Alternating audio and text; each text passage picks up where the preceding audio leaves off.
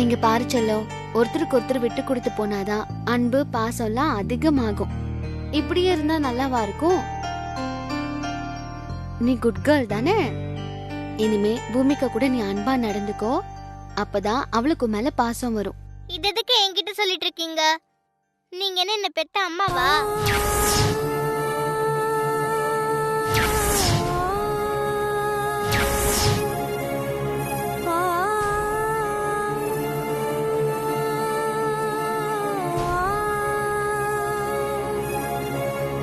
உங்க அட்வைஸ் எல்லாம் உங்க பொண்ணு பூமிகா கிட்ட சொல்லுங்க.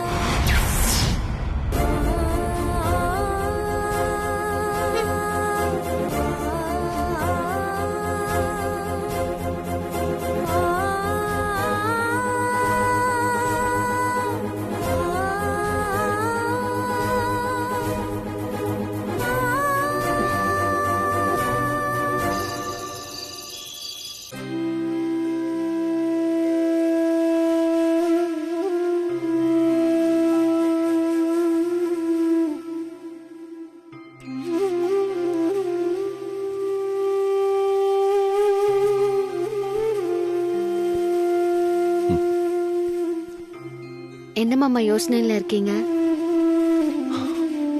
நாம இல்லாத இந்த 6 வருஷத்துல பெரியப்பா எவ்வளவு கஷ்டப்பட்டிருப்பாரு. குடும்ப செலவுக்கும் மில்லு நடத்துறதுக்கும் அவர் என்னென்ன சிரமங்களை சந்திச்சிருப்பாரு. அவர் எவ்வளவு கஷ்டத்துல இருந்தா இவ்வளவு பெரிய தொகையை கடனா வாங்கியிருப்பாரு. அதான் சதி நான் இப்ப யோசிச்சுட்டு இருந்தேன். இப்போ நமக்கு இருக்கிற பெரிய சவாலே எப்படி இந்த கடன் தொகையை அடைக்க போறோங்கிறது தான். அதை நினைக்கும் போது மனசுக்குள்ள என்னவோ ஒரு மாதிரி இருக்கு. என்ன மாமா, பெரிய மாமா மாதிரி நீங்களும் வருத்தப்பட்டு இருக்கீங்க? இதுக்கு முன்னாடி இதே மாதிரி எத்தனையோ பிரச்சனைகளை சந்திச்சிருக்கோம், அதுல ஜெயிச்சும் வந்திருக்கோம். அதே மாதிரி இந்த கடனையும் நாம சமாளிக்கலாம். மனசு விட்டுறாதீங்க மாமா. மனுஷனுக்கு பெரிய பலமே நம்பிக்கை தான். நம்பிக்கை இழக்கல, ஆனாலும் இது ஒன்றும் சாதாரண தொகை இல்ல. இனி நம்ம எடுத்து வைக்கிற ஒவ்வொரு அடியும் ரொம்ப கவனமா எடுத்து வைக்கணும். எப்படியாச்சும் இந்த கடனை சீக்கிரமே கட்டி மில்லையும் வீட்டையும் நம்ம மீட்கணும். ஆமா மாமா.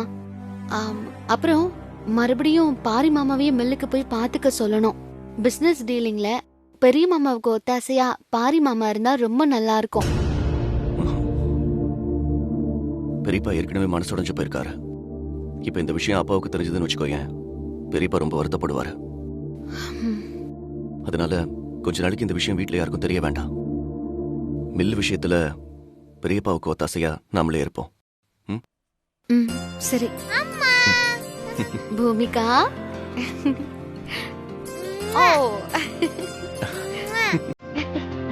விளையாடிட்டு இருந்தீங்களா? சரி, நாம இப்போ விளையாடலாமா? ஓகே, எனிட்டு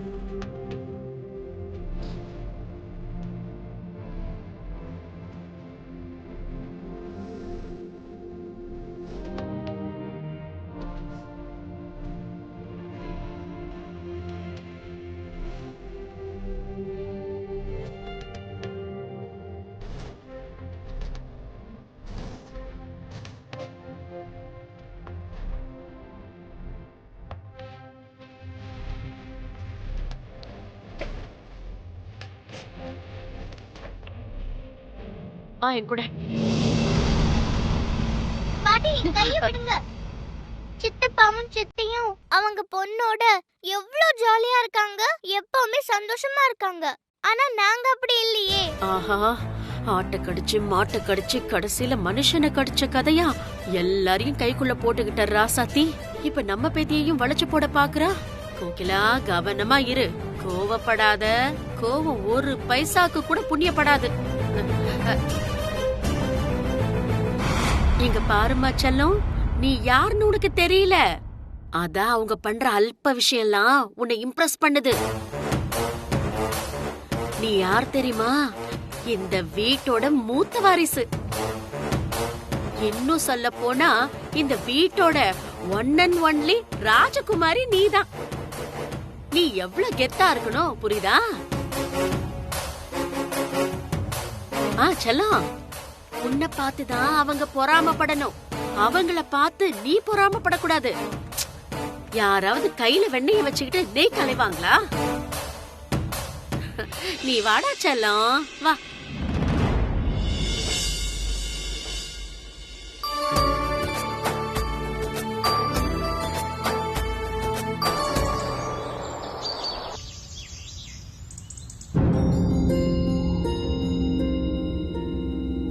ரசதி, போலாமா? போலாம் மாமா. அப்புறம் இப்ப நம்ம மில்லுக்கு போற விஷயத்த யார்கிட்டயும் சொல்ல வேண்டாம். அங்க போய் நாம முதல்ல நிலைமை எப்படி இருக்குன்னு பாப்போம். நிலைமை சரியானதும் மில்லு நம்ம கண்ட்ரோல்ல வந்ததுக்கு அப்புறம் நம்ம எல்லார்கிட்டயும் சொல்லிக்கலாம். சரி மாமா, அதத்தான் நானும் நினைச்சேன். அத நீங்களே சொல்லிட்டீங்க. ஆனா அதையே நினைச்சாதான் எனக்கு பயமா இருக்கு. இத பத்தி தான் நைட்டே நம்ம டீடைலா டிஸ்கஸ் பண்ணிட்டோம்ல. இப்ப தேவையில்லாம அதை பத்தி பேசி பதட்டப்பட வேண்டாம். சரி வா. குட் மார்னிங் செல்லம். Good morning. Good morning. எந்திரிச்சிட்டியா? இன்னைக்கு எனக்கும் அப்பாவுக்கும் கொஞ்சம் வெளியில வேலை இருக்கு. நாங்க போய் அதை முடிச்சிட்டு வந்துடுறோம். இன்னைக்கு உன்னை மங்க பாட்டி தான் ஸ்கூலுக்கு ரெடி பண்ணி அனுப்ப போறாங்க. நீ சமத்தா ஸ்கூலுக்கு போயிட்டு வரணும், சரியா? ரசத்தி, எங்க கிளம்பிட்டீங்க? அது வந்து அத்தை, நாங்க ஒரு முக்கியமான வேலை விஷயமா வெளியில போறோம். அதான் நான் உங்களை வர சொன்னேன். நீங்க பூமிகாவை ரெடி பண்ணி சாப்பாடு கொடுத்து ஸ்கூலுக்கு அனுப்பி வைக்கணும். சரி ரசத்தி, நீங்க போயிட்டு வாங்க. நான் பூமிகாவை ரெடி பண்ணி ஸ்கூலுக்கு அனுப்புறேன். சரிங்க அத்தை. மாமா, நான் போய் சாமி கும்பிட்டுட்டு வந்துடுறேன். போயிட்டு வா.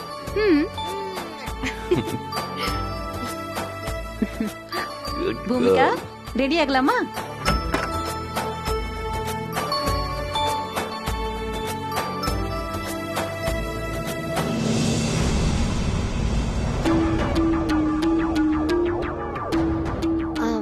ஸ்வேதா, இன்னும் தலை சீவாம உட்கார்ந்துருக்க.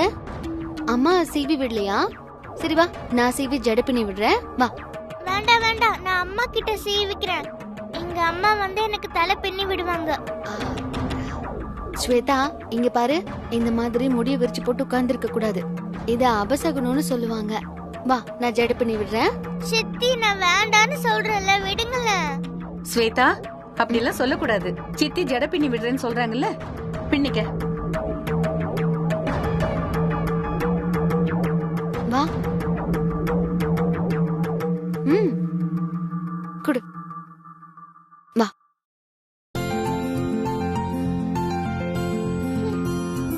ஐயோ,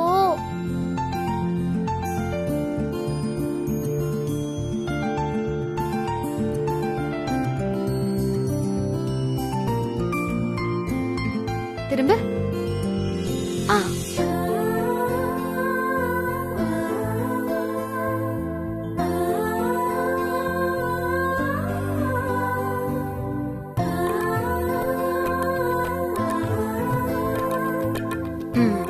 பேண்ட் கொடு.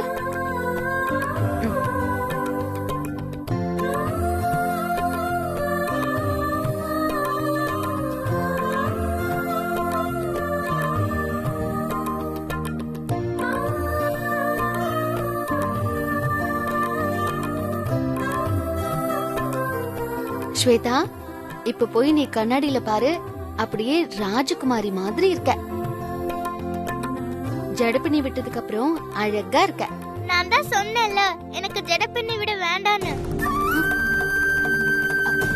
ஸ்வேதா, ஸ்வேதா, என்ன இந்த மாடல் ஜடை உனக்கு பிடிக்கலையா? வேற ஸ்டைல்ல பின்னி விட்டுமா? ஜடையெல்லாம் நல்லா தான் இருக்கு, எனக்கு பிடிச்சிருக்கு. ஆனா ஜடை பின்னி விட்டவங்கள தான் எனக்கு பிடிக்காது. அதான் நான் கழிச்சு விட்டேன். போதுமா?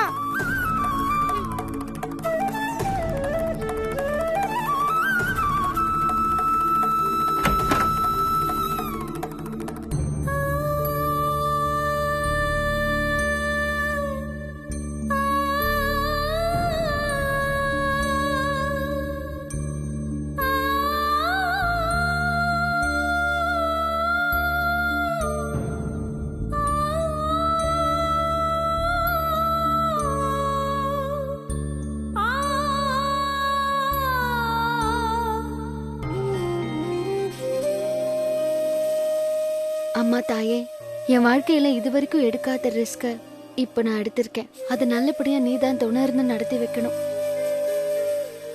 எந்த கடவுள் கைவிட்டாலும் குலசாமி கைவிடாதுன்னு சொல்லுவாங்க. அந்த மாதிரி இதுவரைக்கும் நீ எனக்கு துணையாதான் இருந்திருக்க. இப்பவும் துணையா இருந்து காப்பாத்தணும்.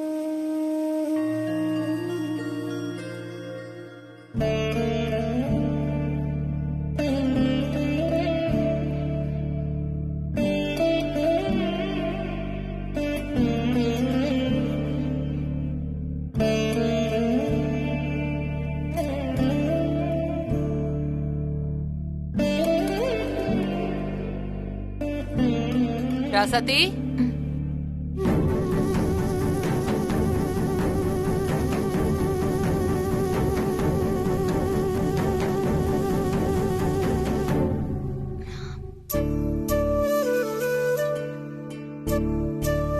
ராசாத்தி, என்ன ராசாத்தி இவ்ளோ சீக்கிரமா கிளம்பிட்ட? எங்க போற? அத்தை, அது வந்து ஸ்கூல்ல நிறைய வேலை இருக்கு. அதான் கொஞ்சம் முன்னாடியே போறோம். அப்படியா? சரி, போயிட்டு வா. பூமிகா எங்க? பூமிகாவை மங்கத்தை ரெடி பண்ணிட்டு இருக்காங்க. அப்படியா? சரி, நான் பாத்துக்கிறேன். நீ போயிட்டு வா.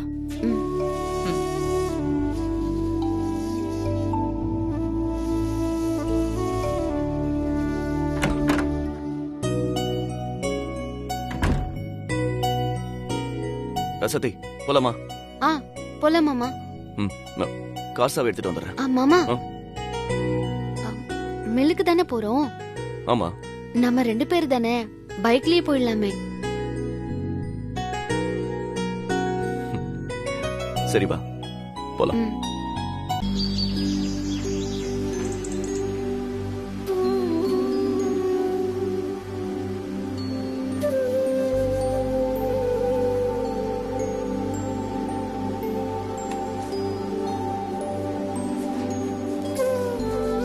வணக்கம் சார். Good morning. வணக்கம். Good morning. ஒர்க் போயிட்டு இருக்குல்ல? ஆமா சார், எல்லாரும் வேலைய ஆரம்பிச்சாச்சு. வேலை நடந்துகிட்டு இருக்கு. ஓ, அப்படியா? சார், வேலையாள் எல்லாரையும் ஒரு 5 நிமிஷம் வர சொல்லுங்க. சரிங்க மேடம், இப்பவே எல்லாரையும் வர சொல்றேன்.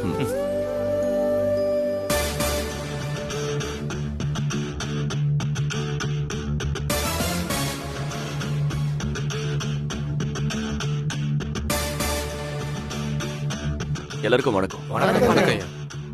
முதல்ல நீங்க எல்லாரும் என்ன மன்னிச்சிருங்க. நீங்க வேலை செய்யும் போது உங்களை டிஸ்டர்ப் பண்ணதுக்கு. இது நாள் வரைக்கும் எங்க மாமா தான் மில்ல கவனிச்சிட்டு இருந்தாங்க. இந்த மில்ல நாங்க தான் இனிமே நிர்வாகம் பண்ண போறோம். அத உங்க எல்லாருக்கும் தெரிவிக்கணும். சில விஷயங்கள் உங்ககிட்ட பேசணும். அதுக்காக தான் உங்க எல்லாரையும் வர சொன்னோம்.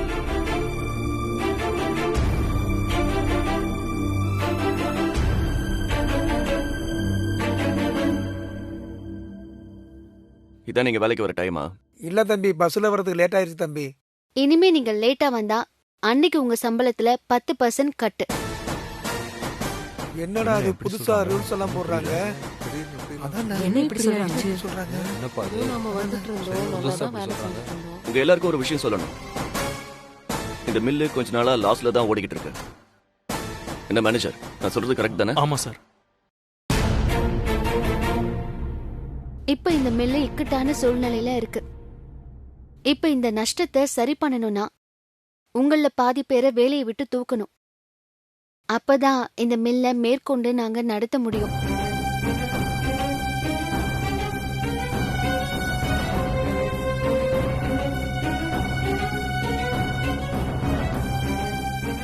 அம்மா என்னம்மா திடீர்னு பாதி பேருக்கு வேலை இல்லைன்னு சொல்றீங்க? அம்மா நாங்க 10 வருஷமா இங்கதாம்மா வேலை பார்க்கறோம். இப்போ வேற வேலைக்கு போங்கன்னு சொன்னா நாங்க எங்கம்மா போறது?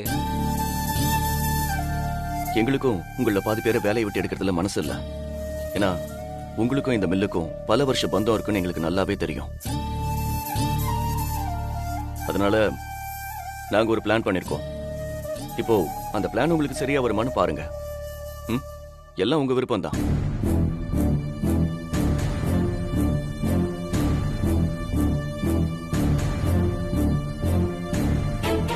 உங்கள பாதி பேரை வேலையை விட்டு நிறுத்துறதுக்கு பதிலா உங்க எல்லாருக்கும் வேலை கொடுத்து சம்பளத்தை பாதியா கொடுக்கலான்னு முடிவு பண்ணிருக்கோம். என்னப்பா சொல்றாங்க? பாதி சம்பளத்தை வச்சுட்டு என்ன சொல்றாங்க? குடும்பம் எப்படி நடத்துறது? இந்த பாதி சம்பளம் கூட ஒரு 6 மாசத்துக்கு மட்டும்தான். அதுக்குள்ள இந்த மில்ல உங்க ஒத்துழைப்போட நல்ல லாபகரமான பாதைக்கு கொண்டு வர முடியும்னு நாங்க நம்புறோம். இனிமே நீங்க தான் சொல்லணும். 6 மாசம் சொல்றாங்க. எப்படி சமாளிக்கிறது? என்னப்பா உங்களுக்குலாம் சரியா இருக்காது?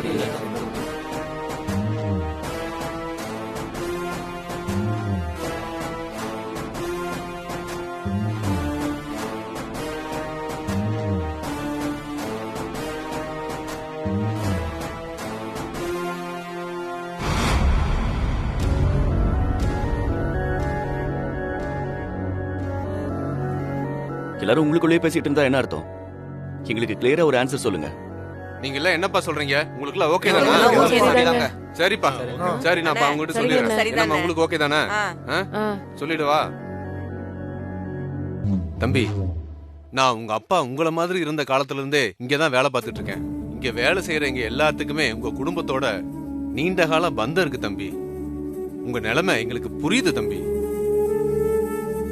இது நாள் வரைக்கும் உங்க அப்பா மில்லு நஷ்டத்திலே போனாலும் எங்களுக்கு சம்பள பாக்கியே வச்சதில்ல தம்பி. அதனால நாங்கெல்லாம் பேசி ஒரு முடிவுக்கு வந்திருக்கோம். 6 மாசத்துக்கு எங்களுக்கு சம்பளமே வேண்டாம் தம்பி.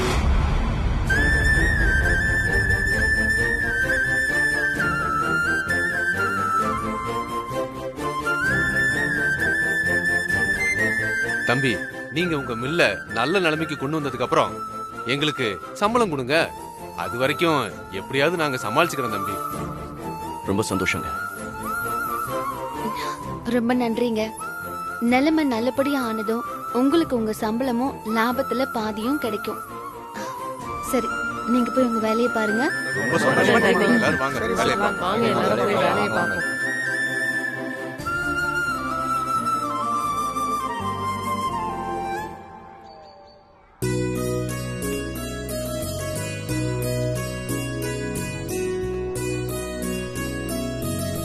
Good morning leader. Good morning.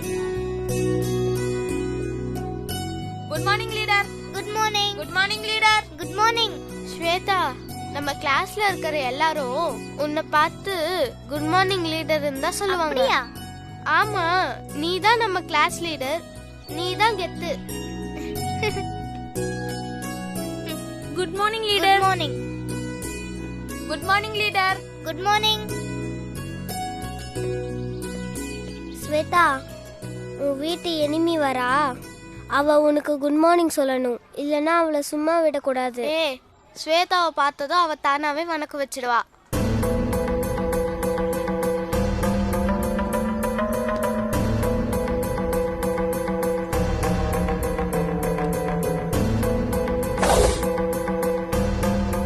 Shweta பாத்தியா, எல்லாரும் உனக்கு குட் மார்னிங் சொல்லிட்டு போறாங்கல்ல.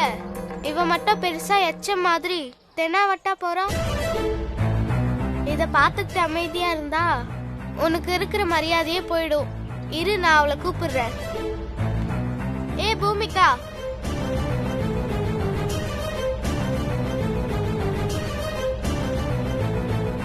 என்ன அவ என்னன்னு கேக்குற ஸ்டைல பாத்தியா? எல்லாம் திமிரு. உன் மேல இருக்கிற பயம் விட்டு போச்சு. அவளை இங்க வர சொல்லு. ஏ இங்க வா.